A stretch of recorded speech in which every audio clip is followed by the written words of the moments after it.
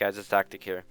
I know my other guides are pretty out of date right now, and I want to make an attempt of making a really good ultimate guide that I can look back on and not say, hey, that's wrong, or why did I say that?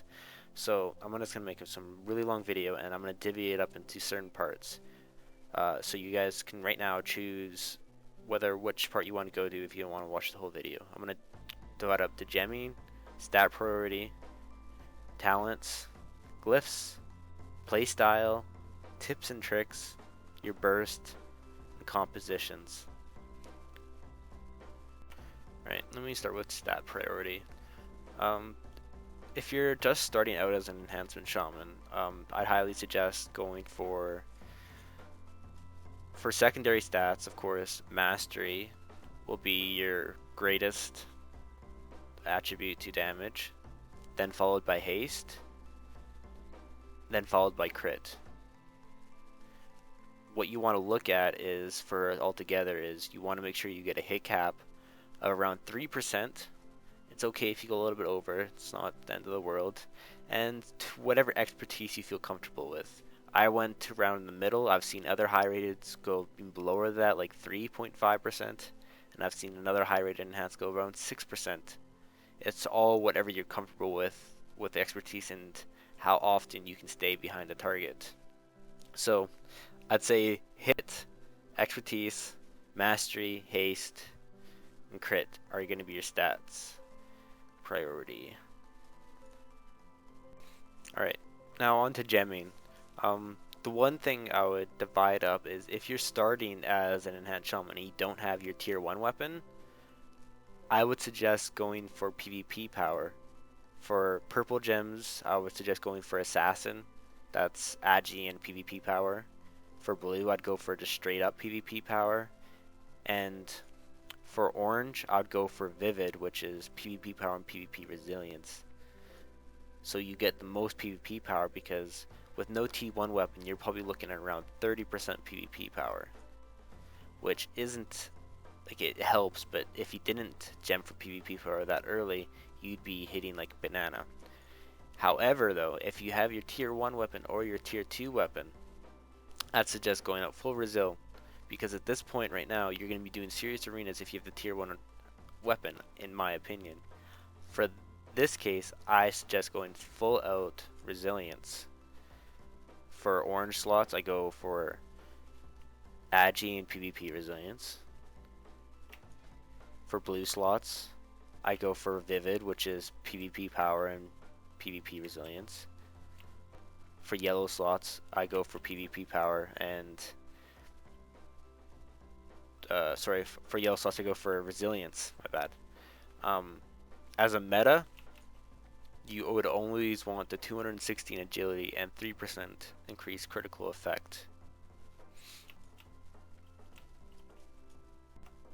For enchanting, I know you guys know a lot of this, but some people don't. For the helmet, obviously you can't do anything. The shoulder, you can just get the standard shoulder enchant. You can just get that from the auction house, or you can get inscription to make it. For the back, I'd suggest going with the hit over the crit, because that way you have less reforging to do. For the chest, I'd go for resilience, and if you can afford it, go for the Agi enchant on the wrist, and if you can't afford it, I'd go with the mastery enchant. For the hands, I'd go for mastery. Can't do anything, just make sure you get the second socket for your belt. For the legs, the very expensive leg enchant, if you can't afford it, it's okay, but I suggest if you have the malevolent piece, just bite the bullet and buy the best one. For legs, Agi and minor speed increase, because you have to remember now that since MoP, we no longer have that baked in increased movement speed, so we have to make sure we have that on our boots. Okay, and for weapons, if you can try to get a living steel on your offhand, because it makes a big difference. If you pop Ascendance and you see a warrior or someone that wants to disarm you, it's only going to be half the duration. So you want to make sure you have that. And again, Dancing Steel for your main hand if you can afford it. If not, I would go with Windsong if you just don't want to spend out that kind of money. Alright, talents. I'm going to go through every single one each individually, and I'll point out their weaknesses and strengths and which one I would prefer. Let's start with tier 1. Astral Shift reduces the damage taken by 40% for 6 seconds. And I'm not sure if they changed it, but I don't think you can dispel this anymore. I think before you could. So that's the one advantage of having that, is if you're playing against a KFC comp and you double that with the Shamanistic Rage and their opener, you can avoid a lot of the damage. But other than that, it's a 2-minute cooldown and it only lasts for 6 seconds. So keep that in mind. Stone Bulwark Totem. This is a very, very weak shield that you'll get, and highly will just get removed by the first attack you get against it. I strongly recommend you do not take this talent, because though it offers Dispel Protection, you're going to be obviously using your Earth Totem over and over again for Tremor and Earthbind. So you're going to overlap that very weak shield that it's going to keep replying to you. So I'd cross that one out. Nature's Guardian. This is on a 30-second cooldown and increases your health by 25% if you go below 30%. And if you want to know, 25% of like 370k is around 90k health. And that's on a 30-second cooldown, and you don't have to worry about it. It just activates. But keep in mind, the health does get removed, but it can also help your healer a lot from getting bursted out in those combos that can almost one-shot you in the deep freeze or vice versa. Tier 2. We have Windwalk Totem. Windwalk Totem grants freedom to your whole team and yourself, and it's on a 1-minute cooldown. This works with Call of Elements. I would suggest using this totem when you face teams with mages, or if you know you're going to be rooted a lot. Example, God Comp or MLS. That way you can have your probably melee buddy, most likely, playing with you to also have the freedom effect and break both freedoms. So I should just go in with this when you're playing against a team that you know you're going to be rooted a lot. Earth Grab Totem. There's weaknesses and positives to this. Weaknesses is it pulses slowly, and it probably doesn't have the versatility as Frozen Power. But the thing that's nice about it is if you can actually time it. I know I don't have this right now, but looking at the timing, see it says pulsing. You can almost totemic project and earth grab your target at the same time, rather than wasting a global with Frost Shock and then doing that. And not to mention that it's can be used more than once. So like if you use it and there's melee on you, they get rooted, and then you can project it to the range with Capacitor Totem or the healer and get that double combo on them. For Frozen Power, this is the Frost Shock route that can root them in place. Is very useful for peeling, getting away from your target. I'll talk more about this later. Totemic Projection. Again, as you just saw, you can use it for Capacitor Totem and get it on target. You can also use it if for Tremor Totem against your healer. Like, for example, if your healer got feared and he's in Africa, you can project that towards him and it will pulse and break him out of fear, so you don't have to run and try to get him with the fear or with the Tremor Totem. So that's always a positive, so I want to keep that in mind. Totemic Restoration. This was good before they made totem spells. Like as you see right now, you'd have to, if I ever wanted to cancel it, I have to cast Totemic Recall. You can't just cancel it anymore because it's no longer a physical object. So you can't just cancel the totem and get that reduced cooldown. You actually have to reduce it. So as a patch 5.1, I wouldn't suggest doing this just because it's an extra global cooldown. You have to do that every now and then. Unless one of you guys know a script that you can tell me of doing that, you can get the tremor down to 30 seconds and grounding down a little bit. It's also known that sometimes this is buggy and doesn't work, which is always a pain because that's kind of a waste of a talent if it doesn't work, right? Call of the Elements. Uh, this works with Capacitor Totem, Healing Stream, or like basically anything that's like under a minute, and that's not a lot. Uh, it would work with, yeah, Stone Bulwark as well. The thing that's nice with this is you can do with Tremor, but you almost have to mind read, which isn't that bad, but I'd probably suggest Totemic Projection, because that way at least you can land the Capacitor Totem on the target. Alright, Tier 4. We have Echo, Ancestral, and Element Mastery. I'm going to cross out Ancestral Swiftness right away right now, because though it's passive and grants haste, the only time I could see this well is if you really, really need the insta hex. Like, for example, if you're playing against the KFC comp, that you need that extra hex on the warrior or something like that, you would go with this. But other than that, the Echo is it's decent for off healing. Like if you wanted to be a BG hero and you didn't want to depend too much on Ascendance, this will offer great amounts of healing, and it will just double the effects on like your shock spells and your lightning bolts, which isn't a huge damage, but it also helps a little bit. And onto Elemental Mastery. This is a mini Bloodlust on a 2-minute cooldown. In 5.2, this will be reduced down to a 1-minute cooldown. I have this bound to my Ascendance for max damage, and it helps a lot, so I'd almost suggest this, because as we are now, we are based off cooldowns, and you want to make sure you get mad amounts of pressure when you pop your Ascendance, so the more the merrier, right? Onto the healing tier. We have we have Healing Tide Totem, Ancestral Guidance, and Conductivity. Healing Tide Totem is very well for 5s because it provides a very good amount of healing. But the higher MMR you go up, you'll expect your Healing Tide Totem to pretty much die instantly.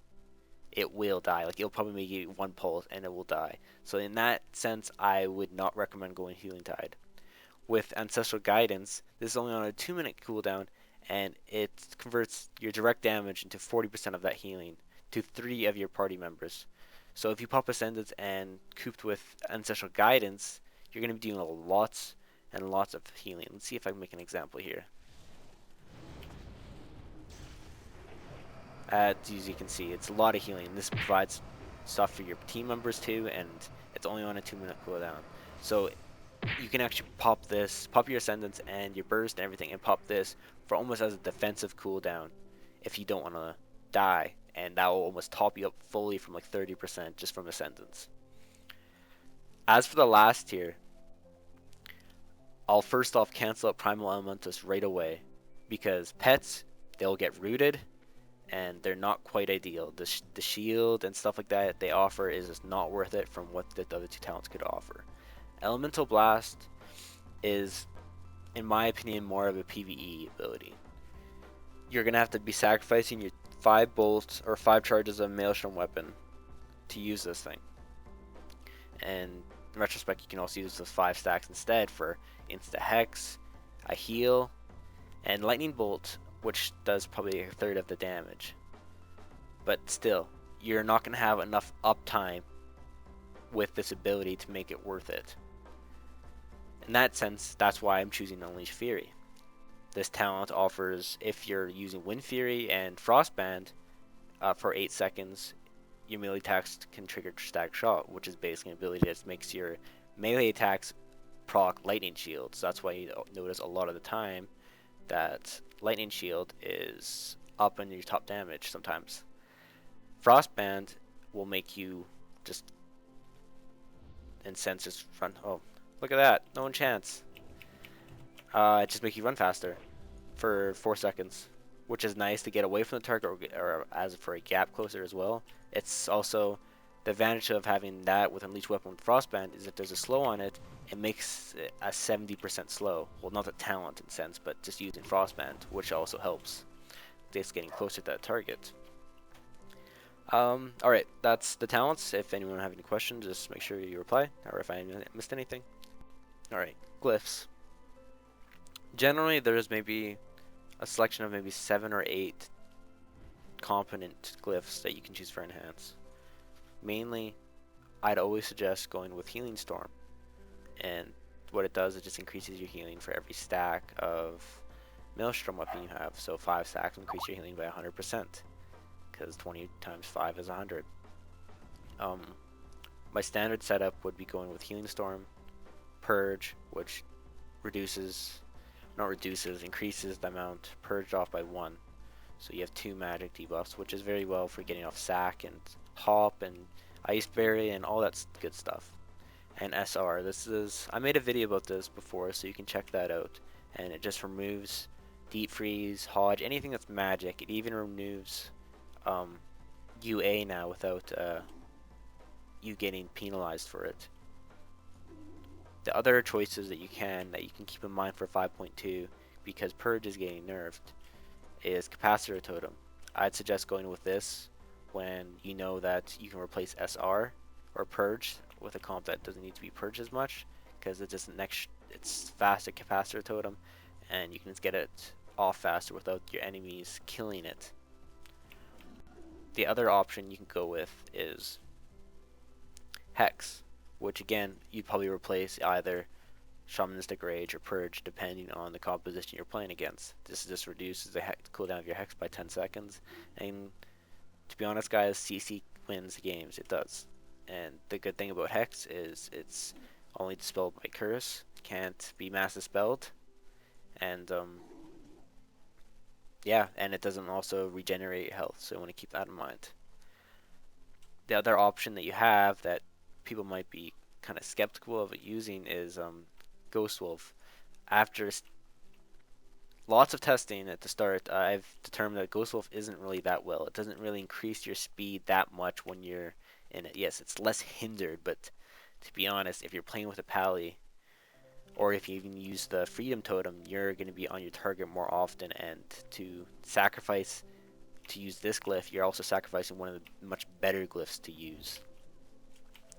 You can also use Feral Spirit, which again, I'd probably only recommend this if you're playing 2s and you're playing with the double DPS team or something like that, because again, you're going to be focused as 2, so that'll just help. But for your standard run-of-the-mill BG/arena build, I would go with Healing Storm, Purge, and SR. This has their benefits against caster teams. Against caster teams, you definitely want to have this setup because they'll dispel Deep Freeze, and you can purge all the buffs they have. For melee comps, I would suggest going with, if they have a Paladin healer, I'd go with Healing Storm, Purge. Actually, if they have any healer, I'd go with Healing Storm, Purge, and Hex. If they can dispel my Hex, and basically instantly, I would go with Capacitor Totem. So keep that in mind. Alright, let's talk about the playstyle about Enhance. Mainly, a lot of people don't like Enhance because they think that's squishy and you don't do as much melee damage as someone else. Well, the problem is, Enhance is incredibly dependent on PvP power. Maybe not as much as weapons because we're so hybrid, but we definitely need the PvP power. In that sense, you want to make sure you're using Purge a lot. Purge is a very powerful utility that we can use, and it's a shame that it's getting nerfed in 5.2. The important things you want to purge off is Hand of Sack, Bop, Ice Barrier, any kind of mana regen cooldown. Let me try to think more. You also want to keep in mind that you can dispel Ancestral Swiftness when playing against a Resto Shaman. Their 4-piece makes it so they're immune to casting, so if you're actually quick enough, you can actually purge it off and then interrupt. I've done this before if they cast a Greater Healing Wave, where you have plenty of time to cast Purge and Interrupt in the same cast sequence. So keep that in mind. You also want to watch out for any kind of burst cooldowns that you can spell off. You can purge off Icy Veins. You can purge off Divine Favor the Paladins have. I can't think of anything else on top of my head, but I know there is. Just purge a lot. Also keep in mind that if you're playing 3s and you're switching to a Druid, you want to purge them clean. So that means getting regrowth, rejuvenation, life blooms. So that way when you're focusing and your partner is focusing them, if he tries to life bloom or anything, he's not going to get any healing output from those dots or anything. Like, he's going to have to basically depend on regrowth and tree form. And if he doesn't have tree form, that's almost GG. Like I said before, Frost Shock, if used properly, can be a very, very powerful tool. What I like doing is, pretend this is a healer, and you have him as focus to get the shears and the hexes on him, and let's say you're on someone that's over here by the tree, and he's line of sight right now. You can actually keep him in line of sight, Frost Shock, still line of sight, Frost Shock, and then keep going on that target. Because that's basically almost a 5-second CC, and if they've already used cleanse, or they might actually have to use cleanse on themselves, either way it's a win-win scenario. If they have cleanse themselves, that means they have no cleanse for their partner, and then that means they're more targets are more susceptible to CC.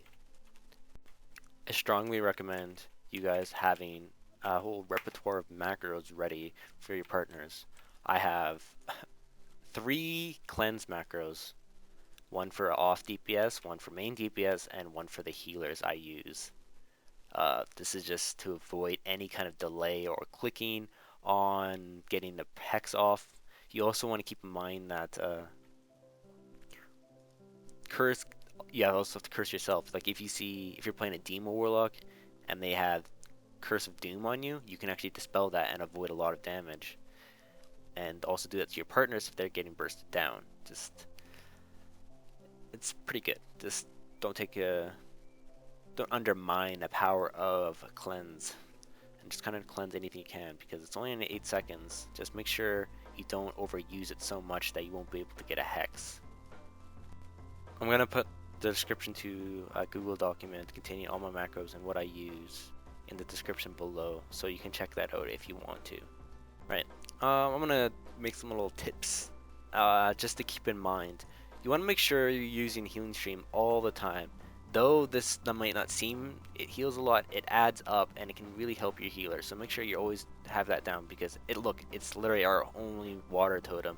So you don't have to worry about overlapping it with some other totem. Grounding totem, you want to make sure you use this to your best advantage. If your healer is deep freezed or any other target's deep freezed, you want to make sure you pop that to stop the shatter. You can actually ground traps with this.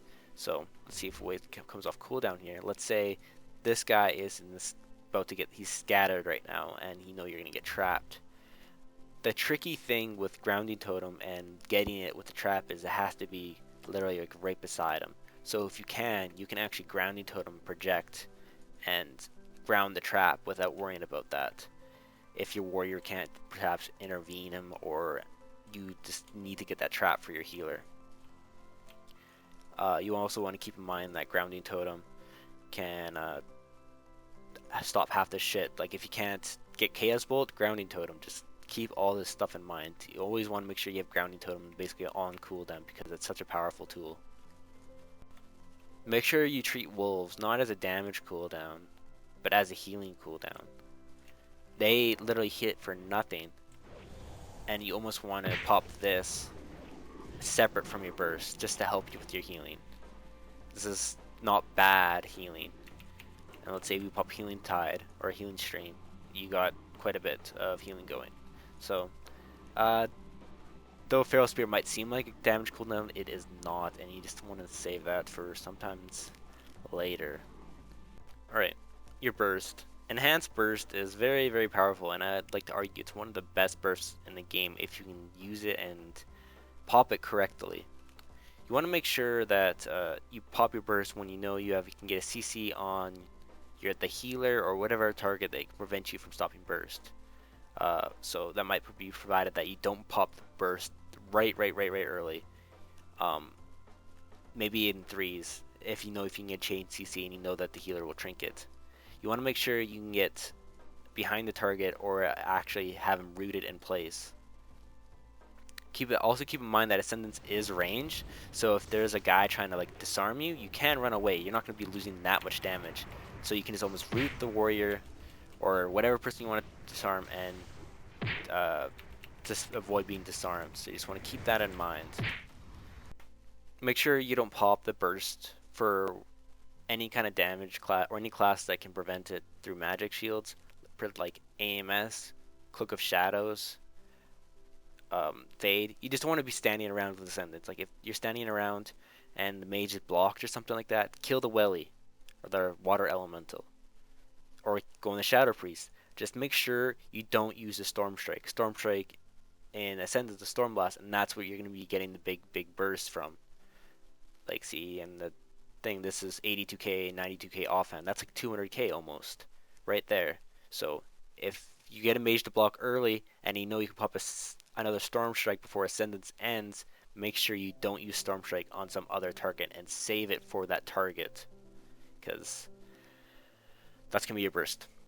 Alright, this last bit, I'm just gonna go over the quick compositions you can play with your friends or anyone you want to play threes with.